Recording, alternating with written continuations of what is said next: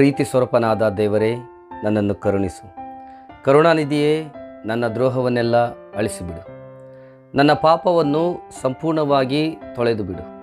ನನ್ನ ದೋಷವನ್ನು ಪರಿಹರಿಸಿ ನನ್ನನ್ನು ಶುದ್ಧಿಗೊಳಿಸು. ನಾನು ದ್ರೋಹಿ ಎಂದು ನಾನೇ ಒಪ್ಪಿಕೊಂಡಿದ್ದೇನೆ. ನನ್ನ ಪಾಪವು ಯಾವಾಗಲೂ ನನ್ನ ಮುಂದೆ ಇದೆ. ಕೇವಲ ನಿನಗೇ ತಪ್ಪು ಮಾಡಿದ್ದೇನೆ. ನಿನ್ನ ದೃಷ್ಟಿಗೆ ಕೆಟ್ಟದ್ದಾಗಿರುವುದನ್ನೇ ಮಾಡಿದ್ದೇನೆ. ನಿನ್ನ ನಿರ್ಣಯ ನ್ಯಾಯವಾಗಿಯೂ ನಿನ್ನ ತೀರ್ಪು ನಿಷ್ಕಳಂಕವಾಗಿಯೂ ಇರುತ್ತದಲ್ಲ. ಹುಟ್ಟಿದಂದಿನಿಂದ ನಾನು ಪಾಪಿಯೇ, ಮಾತೃಗರ್ಭವನ್ನು ಹೊಂದಿದ ದಿನದಿಂದ ದ್ರೋಹಿಯೇ. ಯಥಾರ್ಥ ಚಿತ್ತವೇ ನಿನಗೆ ಸಂತೋಷ.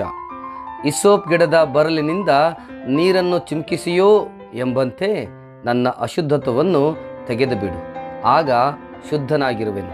ನನ್ನನ್ನು ತೊಳೆ, ಆಗ ಹಿಮಕ್ಕಿಂತಲೂ ಬೆಳ್ಳಗಾಗುವೆನು. ಆಮೇನ್.